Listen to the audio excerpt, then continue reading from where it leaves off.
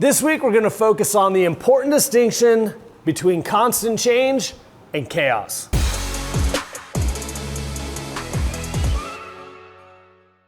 So when you're going through challenging times, and this is certainly something I was taught long ago, your first reaction is, I got to find answers right away. The problem with that is more times than not, in the midst of the panic, the emotion, the stress of time, you haven't even figured out what the right questions are, let alone been able to figure out as a consequence then what the answer should be to those questions. Was getting together with a dear friend here recently.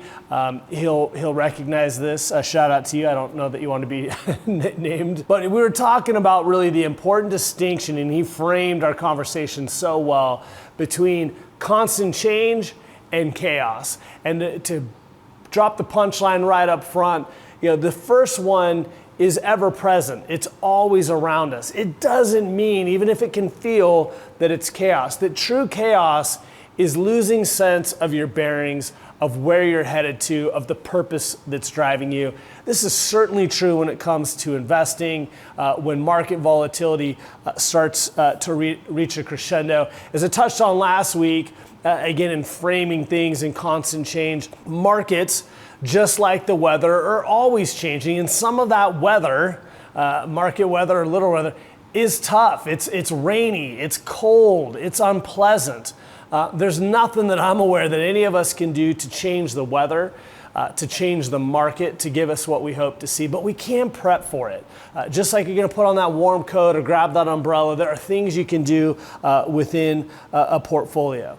So let's take a look at constant change and what that really means. Again, constant change, this doesn't have to be frightening. It's something that is happening all the time.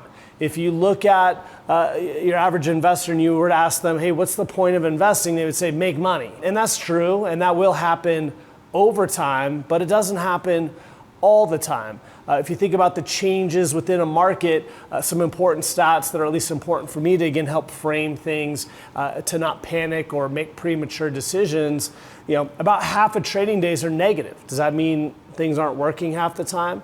About a third of months are negative. About a quarter of years are negative. And so my point to that is there would be a lot of different moments in time where if you were to take a narrow focus on something or just an arbitrary time frame, you could come to the conclusion, hey, this is broken, whether that's my portfolio, markets, investing in general, when in fact, they're doing what would be very par for the course.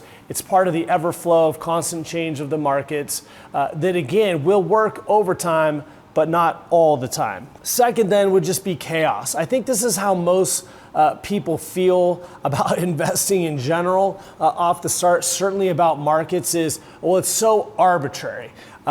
These feelings tend to pop out a little bit more during bad markets. I hear quite regularly, whether it was the Bitcoin bros, the tech chasers, everyone's got a lot of confidence, a very strong story when things are going well. As soon as things go against them, oh, this is all rigged, it's chaotic, it's unspoken. It isn't that, it's your true bearing. Again, to come back to that distinction between constant change and chaos, losing purposes, you really didn't have a real plan. You really didn't have a defined end goal in mind. And the plan was, again, built around things that might have been more fun, more exciting, but not necessarily more productive. Discipline is not a thing that makes most people excited. Taking the time to have a plan is not something that makes most people excited, but it is, again, that thing that's going to help bridge that distinction. It is that true north that can keep you on track. Some questions to know whether your plan is one that's built to take care of constant change, or if your plan, or lack thereof, is one that's really going to help you find yourself more times than not in a state of chaos, which is obviously not ideal, not the type of financial peace of mind that most people are looking for. Some key questions to ask are, was this unexpected, or is this simply unwanted? If it really is an unexpected event, something that wasn't planned for, well, maybe now some adaptations, some adjustments need to be made. Or is it just unwanted? Hey, it's a negative day in the market. It was a negative year in the market.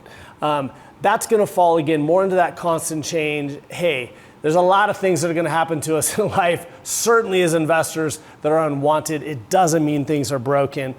Second key question to ask is, did my plan account for this? From a risk perspective, from an emergency funds, through savings or an income stream perspective? And lastly, have I lost my path forward? If I look at where my plan is now, we've gone through this with a lot of clients of late and shown them, hey, no, the plan's still very much on track, but have you come unanchored?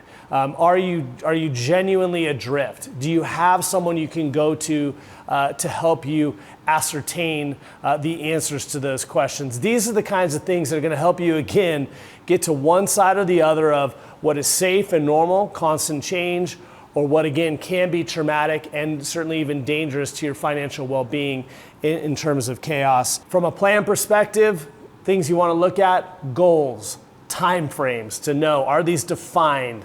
Were they baking into, again, the constant change?